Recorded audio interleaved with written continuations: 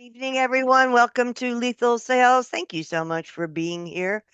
Our topic tonight is dealership marketing. I'm sure a lot of you have opinions about that, and I think I'm going to throw it to Peter, who always has lots of opinions about everything. Thank you, Rhonda.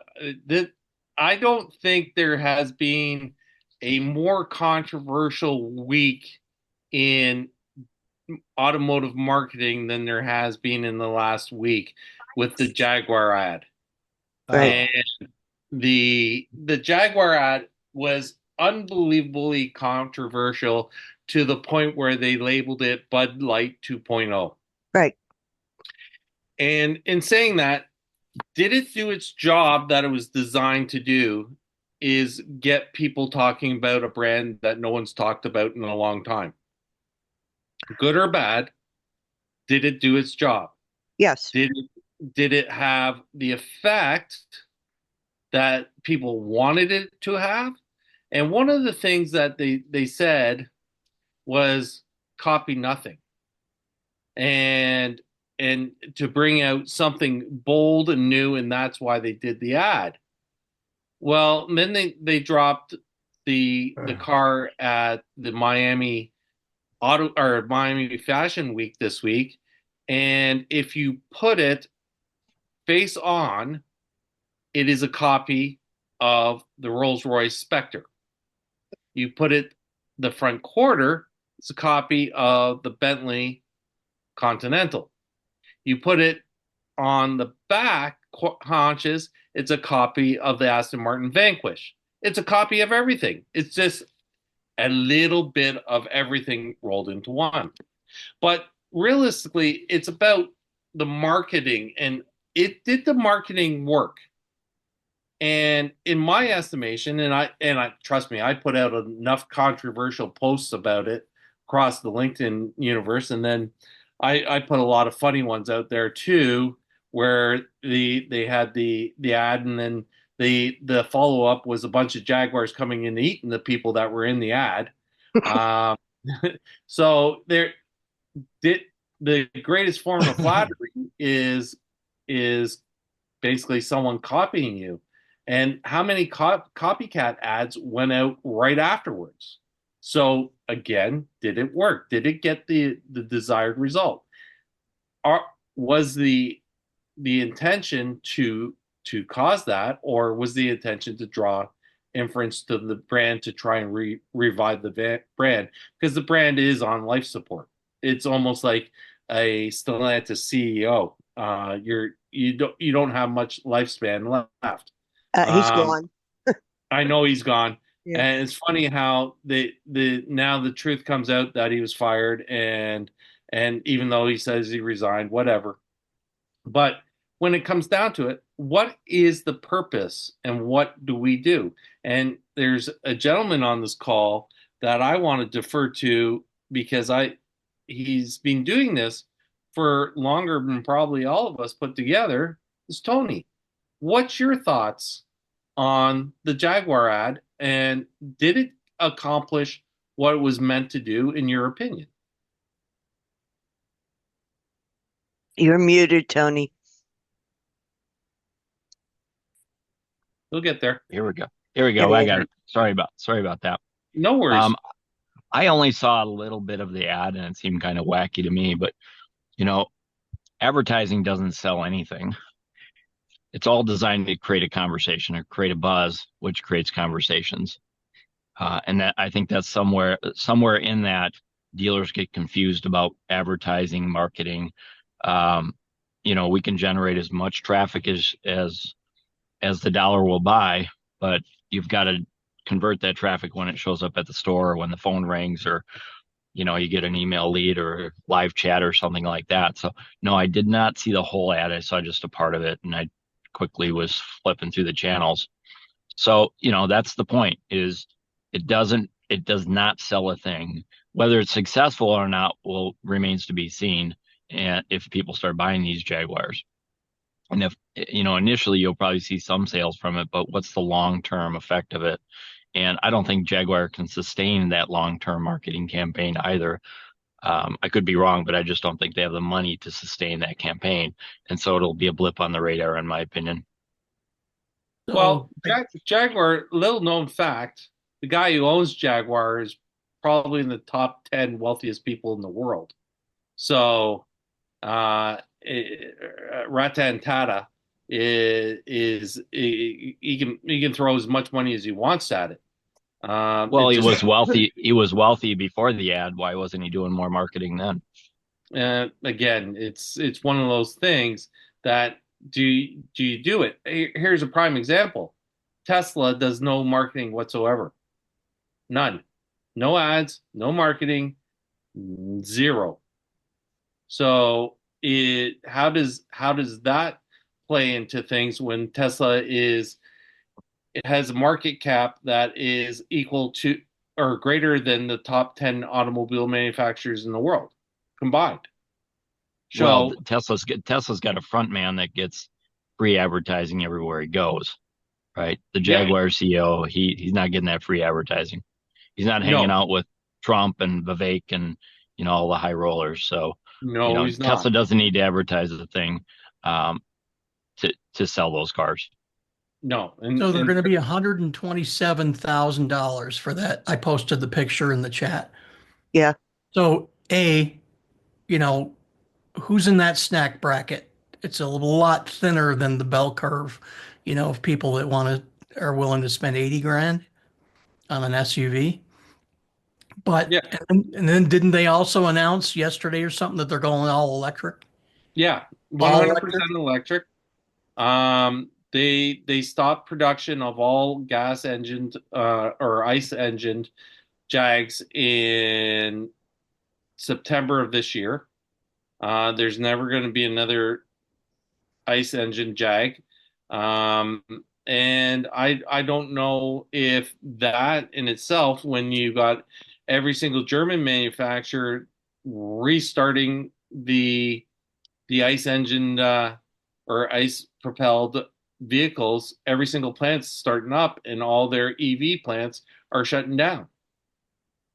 So it's right now we're in a turmoil on which way the industry is going to go. So again, Do you marketing think and we're really advertising. in turmoil over which way you think they're going to go? It doesn't seem like turmoil to me. Just saying. Well, well, I would say yes because if you look at and I know it's not a marketplace that we would think is an effective marketplace, but Norway, 89% of all vehicles registered this year were EV. 89%. They're at almost 100% EV penetration in the country. And now I don't agree with EV. I don't think EV has a purpose in a place where you have expanse. Norway is not expansive. So putting in the electrical infrastructure when they can do it, we can't in North America. We don't have the grids. We don't have all that. And no matter how much money is thrown at it, it doesn't mean it's going to work. Like right now, you got companies like Rivian who are losing $131,000 a unit sold. So every single truck they sell, they lose $131,000, and that's with $100,000 going back to them. So they're 260 or $231,000 to produce that truck. And Peter, go ahead. I and was going so to say, go ahead. yeah, I was going to say it's an interesting thought. I drive an electric. You guys know that. Yeah. I don't think they're going away, and I don't think No, they're going to dominate. no. But if we're all old enough to remember back when nobody would buy a four-cylinder. Hell no, I'm not buying a four-cylinder. No way, going to buy a four-cylinder. And then all of a sudden, turbocharged engines come out, and turbos had problems, and everybody got them, and then nobody wanted them, and now they're back. And I just saw a Nissan Rogue. Had no idea the thing's a three-cylinder turbo. Now, I'm not saying Nissan's the best product in the world, but new technology ebbs and flows, and at some point it comes back and it goes away and it comes back and goes away. So I don't think electric's going away altogether. It'll be a niche vehicle, and some will, some won't. So what next? Yeah, I agree with you there. And just to go down that road for a second, you're one square above Jason Reed, and both of you have two cars that no one would ever imagine to be true. The GR Corolla is a 1.1 liter. Don't you dare say the three-cylinder. G-Wagon. Don't you dare say the No, the G-Wagon. Corolla's Don't you it's dare. a 1.3. It's a 1.3 liter turbocharged 3-cylinder all-wheel drive 6-speed, and I lit up all 4 tires on that car. 300 horsepower, and it's like a freaking go-kart. It is an amazing car. So you're almost 300 horsepower per liter.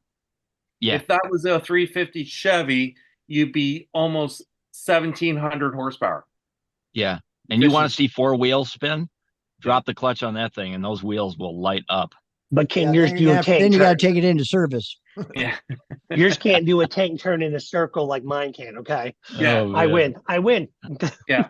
Did you sell it to GG today? Hell no. It's the guy that was interested and bought a G63 yesterday, apparently. So he opted for the real cojones instead of the electric ones. So in saying that, the E53 is a 4-cylinder, if I remember correctly. 53 should be a 6. The older ones were anyway. Yeah, the new ones are the new ones are 4-cylinders. Yeah, because the new C63 is a 4-cylinder with a two motors in the front. For that vehicle, it's actually it's enthusiastic as hell to drive. Yeah. So, but you would never think of getting in an AMG car that's a 4-cylinder ever. No, the purists that are out there have tried to lynch Benz for doing this service right now. So again, back to marketing. Can we market that car to the faithful with success without losing a challenge there?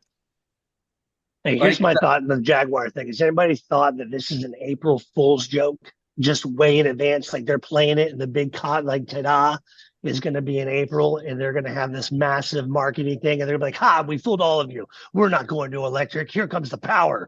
Here comes the Jaguars of the old back to the whatever they're going to do. That could be. Bring back the Wankel. So here's one for you. When Enzo Ferrari saw the E-Type, he said it was the most beautiful car he's ever seen. How does a car company that has that statement made about them? It's also the only car to be displayed in the Louvre ever. So how does a car that is considered conceptually a work of art lose its identity through marketing to what they did? And it's got to be the biggest blunder. What other advertising blunders can you remember? And we've all been in the business for multiple decades. Russell, name an advertising blunder that you can think of in automobile history. I got the best one. Something just popped into my head. That gives us a thought. The aluminum engine Vega. Okay, yeah, I remember that. How about if you're going that direction, how about the 4100 Cadillac engine? Oh my God! Between that, the diesel, and the 6, I think they're still getting sued. That company didn't turn around till they made it to 4.5, and you had a real motor. How about the Volvo and the monster truck? Absolutely. Oh, yeah. And listen. Where they reinforced the roof. Yeah. If we can jump away from cars for 1 second, just to show you that it's not exclusive to the auto industry to have fools. I am a degenerate Coke drinker. I'm trying to reform in my old age. The new AI ad. How about new Coke? Well, no, how about new Coke? Yeah. How about you took a drink that for 100 years was the staple and said, "Here, take this. It tastes like Pepsi." Well, if I want Pepsi, I would have had Pepsi. I mean, it's just the old thing. Hey, here's a great idea. We're making money. Let's grow with it. And I didn't answer you earlier, Peter, but there was a guy in Philadelphia you wouldn't be familiar with unless you were in town named Benny Crass. He owned a clothing store. He had the dumbest commercials of all time. He was a hammy actor. They were intentionally bad. That didn't really matter because everybody talked about how bad the commercials was, but he sold nice clothes. In this instance, I don't think anybody's getting excited about Jaguar. I think all the press is negative.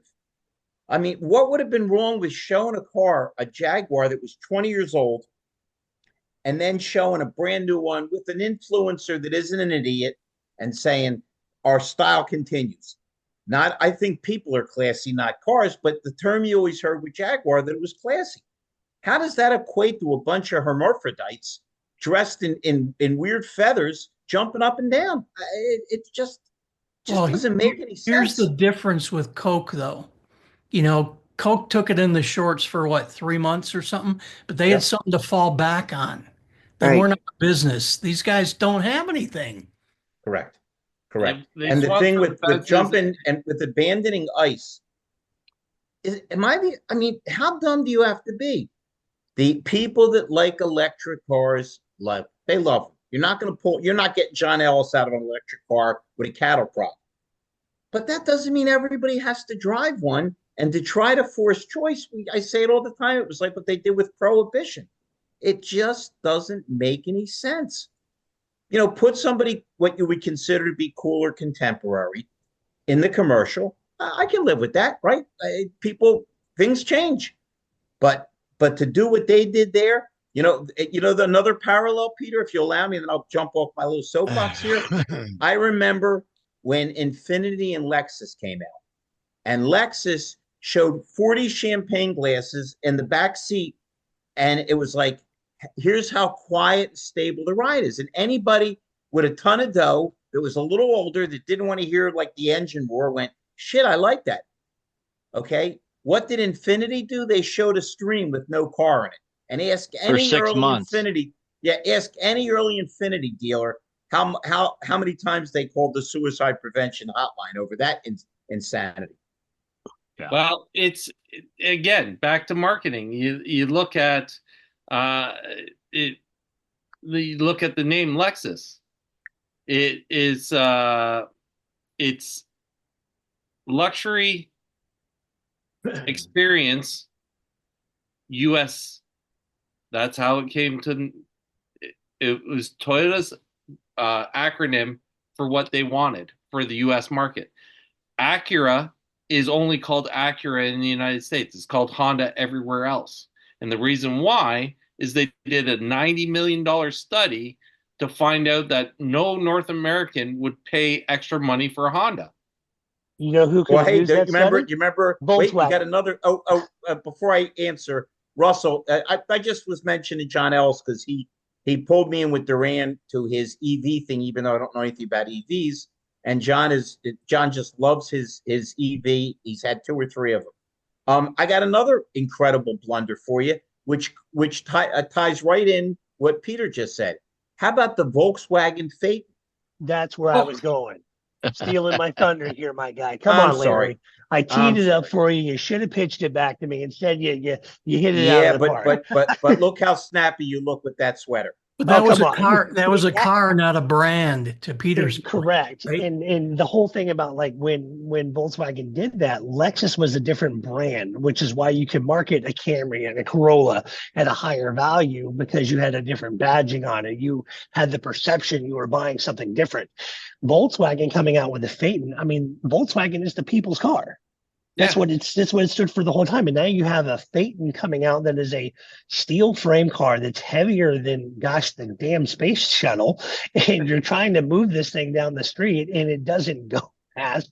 But you're toying with these people and having an $80,000 price tag on a VW. Yeah. Wait a minute. No Wait a longer minute. the people's car. Hey, Jay, now let's reverse the trend.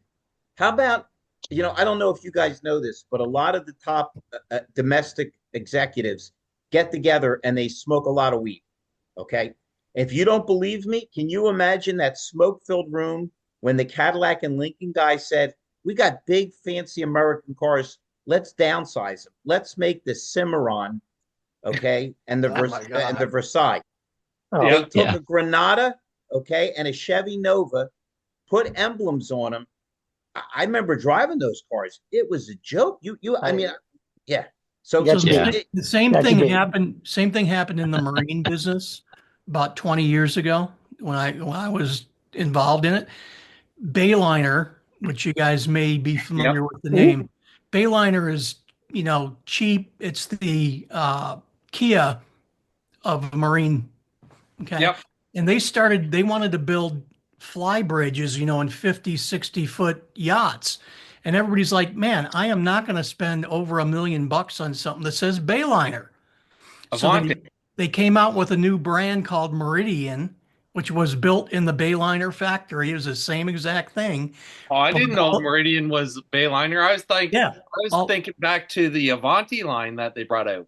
I'll tell you, I was in a Meridian at the Miami Boat Show, and I was down in the galley, and the captain or whoever was test driving it really hit the dock hard. I saw the wall flex, man. And that's not something you want in a boat, but it's the No. same thing, and that Meridian doesn't exist anymore, but exactly the same thing. Nobody wants to spend $120,000 for something that says Jeep on it. Well, And so, okay. sorry, I was going to say, Larry, I got you beat on it. All I have to say is Aztec. what the man was maybe the ugliest car ever made. Although you can't discount the AMC line with the Pacer and the Matador and the Ambassador and the Javelin. They were, I mean, they Hold were on, some the ugly Javelin cars. was a nice looking car. Yeah. The Javelin was You a know, nice the Jason, that Aztec sucked, but the Rendezvous by Buick, man, people love those things. We sold the hell out of Rendezvous. Yeah. I don't know why, but they did. And hearing aid beige. Hmm. That was kind Yeah. of the predecessor to the Tesla Old man truck, tan. man, if you think about it, right? Yeah. The, All, So all here's the angles. question. Here's the question for you guys. Why do people that are in the car dealership business, we work in car dealerships, why are so many people personally offended by electric vehicles in our industry? They like take it personal, like it's an offense to them that the manufacturers are building electric cars. They get so upset about it in car rooms. Why is that? Why do people take it personal? Well, if you're talking upper level owners, they don't like the fact that somebody's mandating what it is they have to sell when it affects their profit structure and how they run their business. And that really is the Yeah. right answer, Tony. I still got a Yeah. lot of buddies from my dealer days who were dealers. If you said to me, Larry, here's how you're going to recruit and here's how you're going to train, and I said, yeah, but I can't make any money doing that. Shut up. That's what you're doing it. That's the reason. I That's personally valid. feel, and my man Gary Sillman, who we haven't heard from yet, will agree with me. You should be able to use every tool in your tool belt. You should Right. understand that the person that love electric cars, you'd be a fool not to talk about them. So you want to be aware of them. Gary, all the guys on the show, they're over 18. Remember the days where there were actually dealers that didn't want to deal with used cars? I'm a new car dealer. I'll wholesale my stuff. I don't want to be bothered with that. And how many salespeople quit when leasing came? And I'm not interested in that BS. So it's all the same. All people want to Yeah. do is have a choice. Again, you love your car. You got a great deal on it. You seem to enjoy it. Ellis and I know other guys swear by them. Enjoy them. But you can't Yeah. tell me or the other 85, 90% of the public, this is what you have to drive. And let's face it, Ford was the only entity in America, giant maker, that didn't take bailout money. So what was the reward? They get pressed down the road. What they lose, 5 or 6 billion, Peter? With this insanity with the lightning. So I think it's just a matter of, listen, Well- your father got away with it, but nobody else can get away with saying, because I said so. They have to explain to you why it makes sense for you. So I honestly, Tone, I could be wrong, but I think that's the answer. That they Well, feel That's like that's a valid answer. If I'm writing a check for products that I know I'm not going to sell, but I'm getting forced on them. That's a valid answer. I agree with you. If I'm a dealer principal, I take it personal, but there's so many other people that aren't even at that level that just, Yeah. it surprises me. Okay, you don't like them, move on, right? I don't like So- F-350s, but I'm not personally offended by them. So think about it this way. If the dealer principal sits there and says, shit, I don't want one of these cars. I'm being forced to force the dealers to make a choice. You're either going to invest 1.2 million or you're going to invest 800,000 or you're not going to get any cars, period. And you will not get any of this, you will not get any of that. So they forced all these people to invest that amount of money into their dealerships, regardless of where they were. They could be in the middle, they could be in Butte, Montana, and have the chance of selling one Mach E every decade, but they had to put $1.2 million into their business, otherwise they weren't going to get any allocation. And think about it. How long does it take to NP $1.2 million? The return on investment. I know personally at least a dozen people that gave up their Ford franchises because they just couldn't justify the investment. And then just 6 months ago, Farley comes out and says, we're rescinding the mandate and you don't have to invest and you Just will get all kidding. the allocation. JK. Yeah. And it's just, hey, so where are you going to, why wouldn't you be upset? And Hey, wait a minute. If we're talking about lost opportunities, right? There's people now jumping off bridges because they didn't buy Bitcoin or Microsoft. How cool would it have been to have the contract with our outgoing regime? Notice I didn't say anything that negative, Jeff, out of respect for you. How would you like to have the contract where they say, listen, here's the $3 billion, but you better put up all 8 of those charging stations? Hey, Garrett, we haven't heard from you, man, and we know you're not quiet. What are your thoughts on this? Hey, good night, guys. Got to go. all right, Oh, see you, stay healthy, Tony. Tony. Bye, Yep. Tony. Yep. Bye. Ciao, Tony. I was going to answer off of one of Tony's comments, and what I'm seeing today is an interesting phenomenon, but the car dealers, the car people in the dealerships are all angry. They are not portraying a positive at all. And so with electric in New England, everybody was mad because everybody felt that we were getting it shoved down our throats. And I have an electric vehicle, and I bought it just kind of what I thought was just for entertainment, which turned into a complete nightmare. So I bought the Ford Mach-E because my lease on my Infinity was ending during COVID. So I had no place to put, they wouldn't take, so I just gave my Infinity back. No one would trade it in. Called my buddy. I said, what do you got on the lot? And he goes, we got that new Ford. And I'm like, oh, it's electric? He said, yeah. And I said, all right, set me up on it. He says, look, I'm going to put you in a balloon note. I'm going to get you your $7,500 credit and, you'll do it on the tax. So I bought it. It's a cool car for a golf cart. And, so it's quick. It's fun around town. I can plug it into my house. But I started driving to New Hampshire in Maine. And I'm like, where the hell is the charging stations? And I found firsthand that we were lied to, that we were misled. I had all these visions that I was going to be able to go visit dealers, plug my car, charge it into their wonderful charging spots. Dealers in New Hampshire and Vermont, they said, we don't want that. We got no need for that. It's cold up here. You lose 30% capacity. So what they did is they kind of, it's great in California and Texas, but now it caught up is that you lose 30%. So I had a 220-mile distance, and now you cut 30% off of it. Well, now I'm running around with 160. And then if I got to go to Burlington, Vermont from White River Junction, It's white knuckle because, there's like one charging station in White River Junction that you can maybe sit on. So the auto industry that I see, I used to say back in the 80s, we talked about 7-year cycles and, would ebb and flow, and we got used to it. And then we had some wonderful rides for a long time. I think we're finally out of the crap. I didn't swear, Rhonda. I said crap. So you don't have to buy an EV. And that's what it was. Nobody wanted to buy a $60,000 EV where their whole lives were changed. And so all I'm trying to teach my stores is that 20%, maybe even 15%.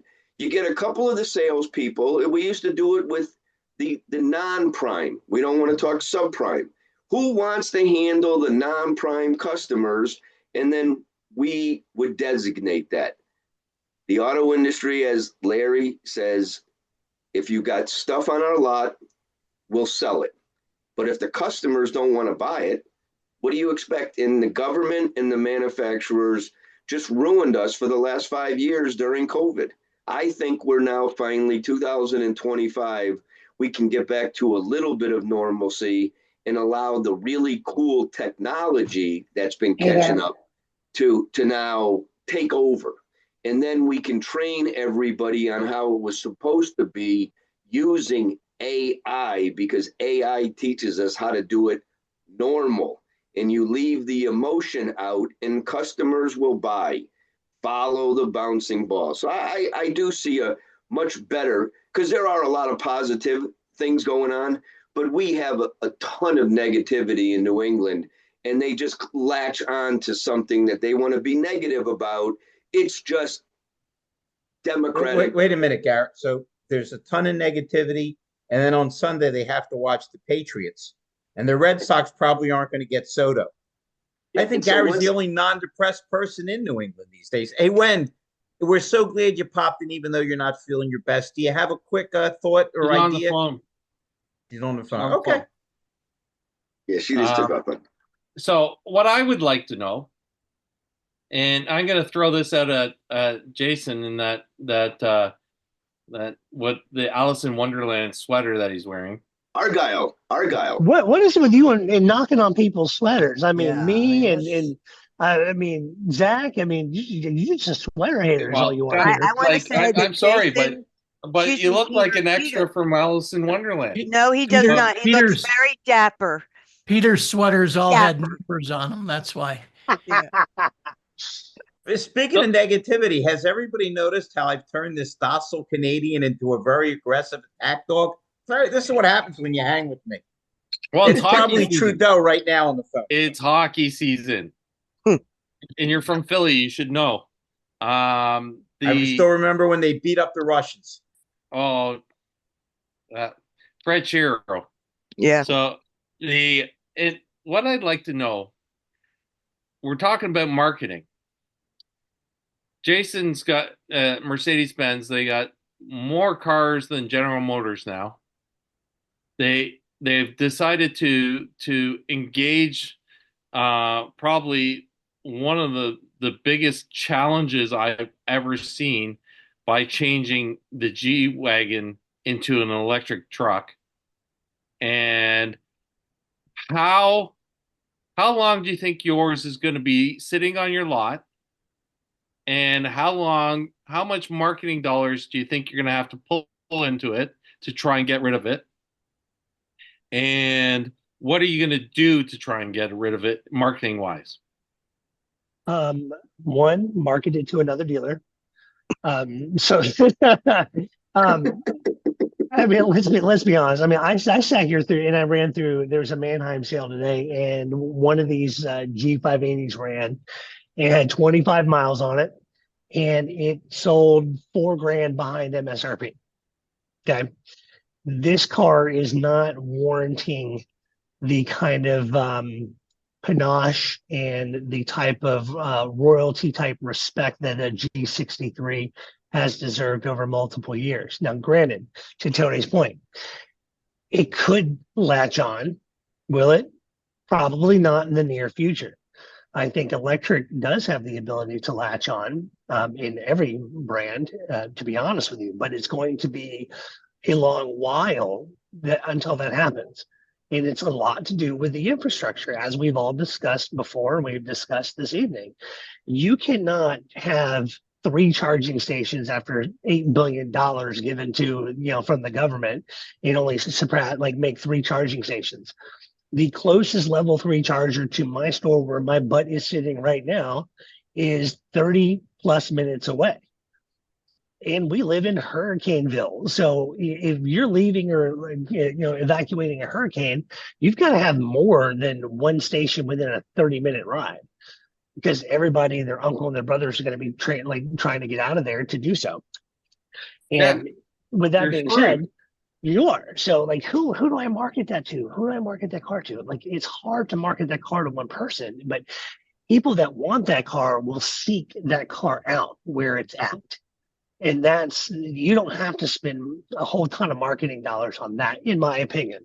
Now, if it was something like a Dodge Hornet, then yeah, you probably should have spent some more money on that, Stellantis, and you probably should have let people know what that car was way in advance, and maybe you'd have had more traction.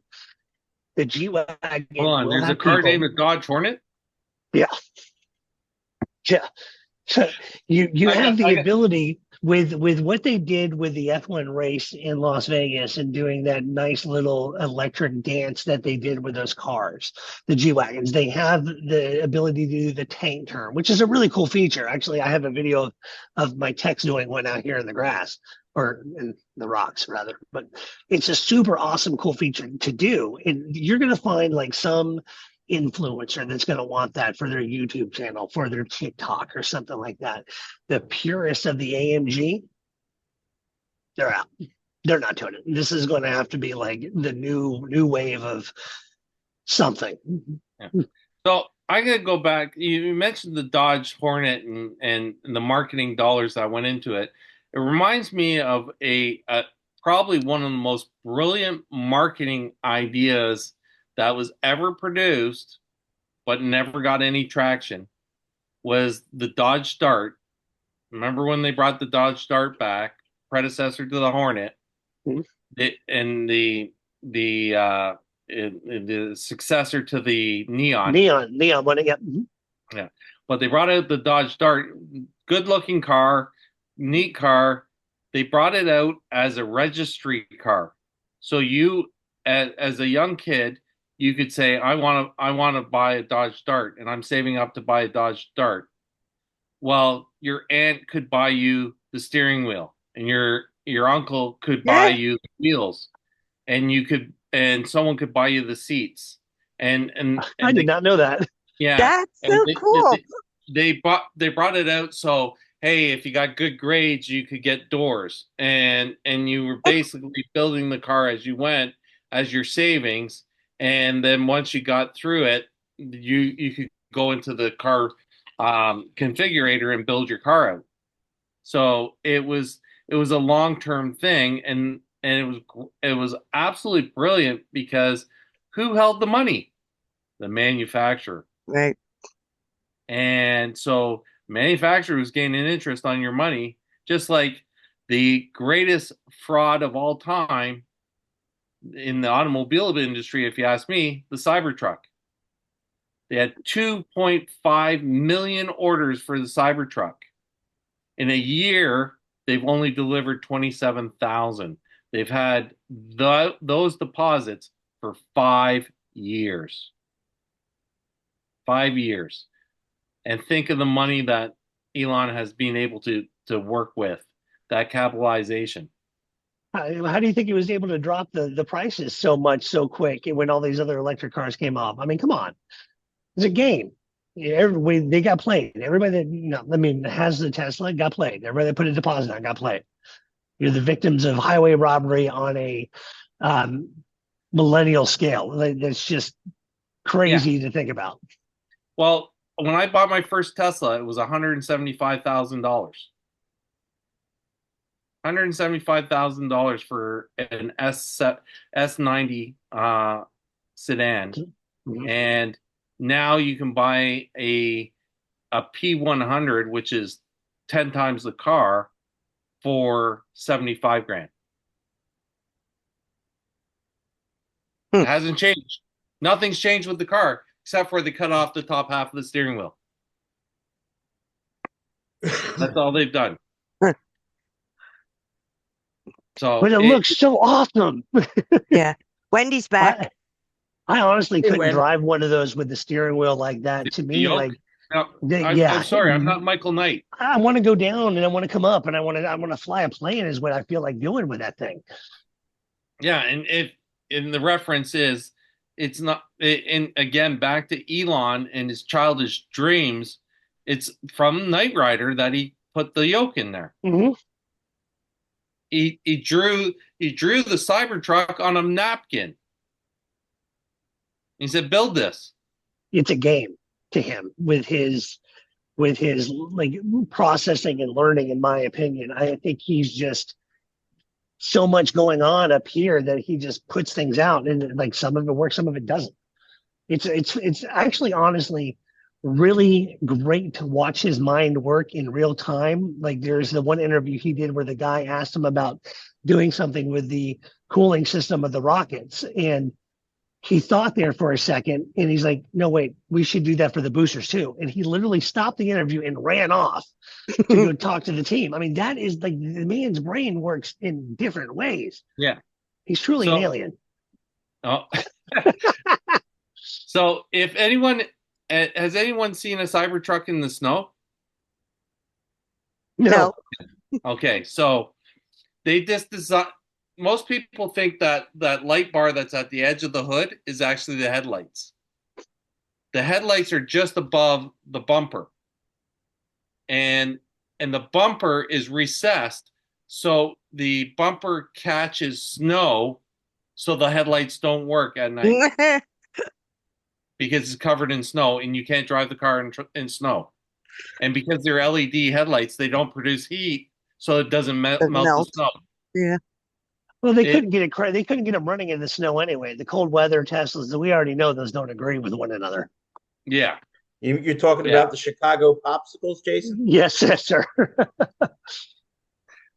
Hey, living where I live, it's in driving a Tesla. I've driven 400,000 miles in one. I can attest on how many times you have to sit and charge. It's awful. It's absolutely awful in the winter. It doesn't make any sense. That's why I only reason why I bought one was I was in the EV business, and the only reason why I will never have one is I'm not in the EV business again. So I can attribute to what was being discussed is why do people hate them so much is because they do not make any sense for 90% of the people out there. 10% of them, absolutely. Yeah, absolutely. And their fact, clean energy and green is a falsehood too. Oh, right.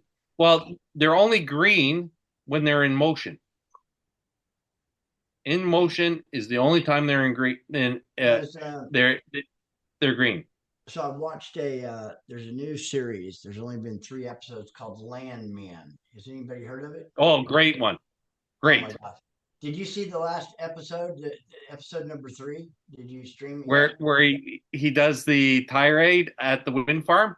No, where he's talking to that lawyer at the wind farm, talking about just how it would just, it just like the way he said it and all the stuff that petroleum is in. It's like it's like 120-year infrastructure, and if these are the few windmills that we have to produce energy for our oil, but the sheer amount of oil it takes to even keep the thing turning, it's only got a 20-year lifespan, and the sheer concrete and all the trucks and all the energy it took for petroleum to get that done. And if they thought that was the future, windmills would be everywhere. And this is all there is because that's all they need. It's not, look, there's a place for it. I'm not against it. I used to be against it. I'm not against it anymore. I wouldn't buy one right now because where I live at, there is no infrastructure. The same thing is we got 3 power grids and 52,000 substations, and there's just not enough to support mass adoption of green energy EVs, which is a whatever. There's If this probably would have happened anyway, it would have happened different. But the fact that it was being forced down our throats and so subsidized, and all the millions and billions of dollars on the green energy deal, it is like it's like just I mean they would have to install 400. Russell, does the word cylindra mean anything to you? Oh, And when you're done, our girl Wendy looks like she's. I'm done. Wendy, you please carry on. no. So I have to tell you. Oh, go ahead. Please go ahead, Peter. Go ahead. Sorry, I was just gonna tell in on Russell. That was the greatest marketing gig driven in the last 4 years. Is the falsehood of the Green New Deal or the new Green Deal? Incorrect. Incorrect. The greatest scam of all time were the advertisers that got paid to run Kamala's campaign. Over $1 billion to portray her as a moron, which I would have done for free, Gary, if they would have just called me. The election's over. You don't have to talk about it anymore. Yeah, He I'm still just has floating. He still has It's the kind of like loan dancing sign in the on. end zone when you It's won the Super only Bowl. just begun. Yeah. Okay, Wendy, Okay, go ahead, Wendy. fire away. All right, so this could potentially be out of context because I sure missed a lot. And I'll have you know, I told my dealer I had to go. I said, can I please catch the last 10 minutes of my call? Because I was just about to speak. Yeah. So I did cut him short. But anyway, I don't, and I'm thinking, I think I'm one of the original disruptors, but we didn't used to call us disruptors. We called us instigators, was a word I heard growing up. My dad said I should have been a district attorney because I loved to debate him and I always had to get the last word in. So I'm going to stir shit up a little bit. So what I think, and Jason's like, yeah, come on, Wendy, come on. Let's go. I know, let's go. All right. You said something, Peter, about do you want to pay 800,000 or do you want to pay whatever? So my mind gets lost in all this old stuff that means nothing to me, nor do I care to learn, frankly. I have no more room here. With everything else that excites me, like that stuff, I never was a news hound. That's, my other person who lives here does that, lives, breathes. I wake up in the morning, I hear AM radio blasting. The news is not my thing. I don't follow that. I've never even seen the new commercial that you're all referring to. So if I had a link, I'd watch it, but I just don't feel like looking for it. Anyway, that said, what I really don't like, first of all, let me come back to my opinion about marketing. Marketing is designed for engagement. Marketing is a CTA. Marketing is a pick me, guess what we got going on. But then it brings them to the phone or the website or wherever, whatever platform. And then in my opinion, because I'm BDC Wendy, right? BDC is the conversion tool or the internet sales department or the sales department or whoever's watching your inbound and your leads and submission forms and getting them, right? So BDC is the conversion tool. That said, we want to be able to catch their attention. We want to be able to be somewhat controversial. I mean, it brings me back, guys, to when I'm on the phone. And one of the best ways to get someone to call you back is like, oh my God, this is Wendy from ABC Ford. You wouldn't believe what we got going on. And then anyway, you cut yourself off mid-sentence and hang up the phone. So they're like, what's the special? Or whatever it is, and they call you back. And that's what marketing's designed to do. They need to respond. They need to click submit. They need to do the form fill. They need to make a comment on the Facebook page. They need to do whatever. They need to engage. They need to react to the social post, whatever it is. And many times they watch and we're unaware, but we are out there. Even if we don't have the click-throughs, we don't have the impressions. Well, we're going to have the impressions, but if we don't have the click-throughs and you see that there's impressions, clearly, people are seeing it. They're just not acting on it yet. So we have to earn the right to ask for an appointment. We have to earn the right to ask for somebody's business. We have to provide, everybody knows, when do they buy? When value exceeds price, right? So we have to provide enough value. But first, we have to have a sizzle. We have to have something that's going to get them where we need them to be so that we can, to Jason's point or whoever said it, start the conversation. So that's now one. Let me finish my thought. What angers me, Peter, is that one of my longtime BDC customers, a Chevy dealer, says, we're doing their outreach for private party acquisition. And he's like, I really think, do you guys do service BDC? I go, of course I do. And I launched his sales BDC like 12 years ago. So he goes, I think I want to do some campaigns. Well, then he comes back, he talks to his fixed ops director, and his fixed ops director says, I don't know, my rep is telling me we got to go with Proactive Dealer Solutions, which is now Central BDC, AK Better Car People. So it's becoming, even in my space, a pay to play. They do not have to. They are not required to use these players whose service, sorry, BD, sorry guys, your service sucks. Fix it. They're all coming to me, guys, to fix what you're breaking. So it's pay to play, it's cheering squads, it's boys club, it's 20 groups. Oh, try them, try them. And what is a dealer's first question to me? How many dealers are you working with? What big groups are you working with? Who cares? Ask me about my damn results. How I can drive traffic to your showroom or your service lane. Who cares? It's not a hoorah, rah. How many can we get? We're playing dodgeball. Come on over to our side. Right on, Wendy. Now you got me pumped up. Seriously. And I'll land it right there. So in saying that, Wendy, and I agree 100% with you, because it isn't about how many do you have, it's what can you do. Exactly. What can you accomplish? I know. It's a who to use. How are they telling them which company to use when they don't even know them? Because they're greasing something. Cruising with Crisco, baby, as Roger or whoever would say.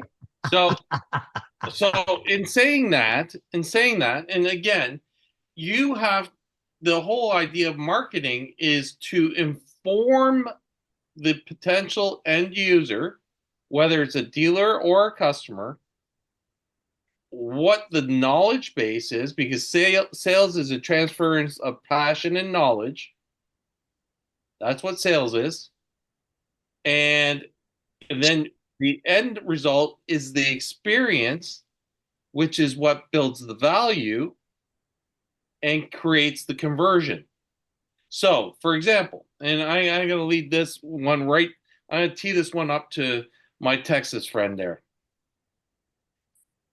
His company turned around and dynamically changed the way fixed ops was marketed. Dynamically changed it. The bullshit with coupons and the crap of bad data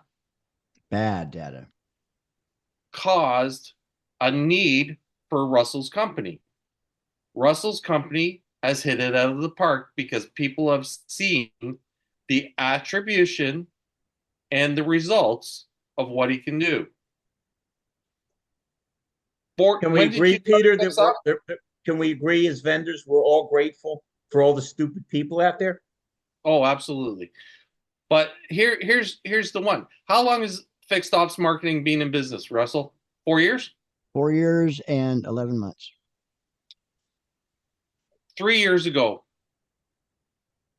under 50 rooftops? No, I think we had 400. Yeah, that's about right. It's about 60. Okay. So, and now you have group one. Yeah, now we have, and so in the last 6 months, we've actually doubled our business. We moved from 300 to 600 stores. The bell curve is going almost straight up for you on a year-over-year. We're going to double it again. As a matter of fact, our end goal next year, our billing and unit count is effective January 1st instead of December 25. We already hit the mark, and we'll double that number. And with that, the marketing is really internally. It's not external marketing that you're doing. It's internal marketing. It's word of mouth. It is referrals from people who know what you do, listen Right. to you on rooms like this, and that's where your growth is. The challenge is, and this is the biggest challenge that I've found in this business, is the people that make the decisions do not have the time or the wherewithal to engage in what they need to do. They don't have the time. You have a GM that is responsible from anywhere from 8 to 12 to 16 silos, depending on the size of the dealership. That GM has anywhere from 15 minutes to 45 minutes per silo per day. If one of those silos has any type of challenge with it, it reduces the available time for the other silos. Yep. You get 2 or 3 having a challenge, it reduces it again. Yep. It becomes a massive challenge. And when we look at those challenges, how much time do they have to investigate a new solution that's going to provide them with efficiency and revenue? They don't. They just don't have the time. Yeah, don't And get then me started on that, man. because they don't have the time, they'll say to someone else, pick me 3 that you think that'll work and bring them to me. We had a dealer principal the other day put out a post saying vendors do not need another shiny tool for their business. They do not need it. And if you do have a shiny tool, I'm not going to answer your DM, your emails, your telephone calls unless you provide me with 90 days free, 24/7 support, a ROI that's through the roof, da, da, da, da, da. And the very next day, they put out a post saying, hey, I got this new shiny new tool that I've developed for vehicle acquisition that's knocking it out of the park at my dealership. And it's like, you hypocrite. And everyone knows me. I'm not going to hold back. I call him a hypocrite to his face. So Good. I Good said, for you. you are a hypocrite. You just said this and went this route yourself. So having said that, it's ridiculous, and we have to break that issue. And one of the issues is, how do we market as vendors, and how do we market as dealers? Because the dealers are asking the teams to do the exact same thing vendors are asking their teams to do. So I want to say this, and then I really, unfortunately, I'm so out of time. It's not even funny. Yep. But I'm just spreading this in case somebody knows somebody. Okay, we've invested our time and resources into branding and awareness, and the third stool, or the third leg to the stool, is lead gen, and we're actually poised and ready to do that. So we're looking to hire somebody. If you know somebody that's great at marketing and lead gen, and they better be good to pass the mustard test. We'll pay them all the money, but they need to understand how to operate at a HubSpot. If you know anybody like that that's looking, please send them my way so Charity can put them through the grinder to make sure we get exactly what we're looking for. But we want to go to the next level and start some lead gen. So I thought I would, in case somebody knows. You never know, right? Yeah, I do know someone for you. I just don't know if the money's there. The guy wants a lot of money, but he's worth it. Yeah. What's a lot of money? I don't know really what he wants. It's significant. I know that. Well, if it can bring significant results, it would be worth it versus hiring somebody that has some hot shot out of college that hasn't really been in the real world. If they're one thing you'll find out, you talk to anybody in our company, we pay very, very well, but we have expectations of what they're Russell, bringing. I'm sending the guy's name. Oh, right. please. So may I, Yeah. if I may, really quickly? Yeah. Why don't you reach out to like Sean Mensch? People that have been BDC are all these displaced people that know fixed ops and variables and are saying, hey, I'm looking for a GM or a BDC or whatever. What you're looking at right now, selling something that they're passionate about and believe in, that's your person. Yeah.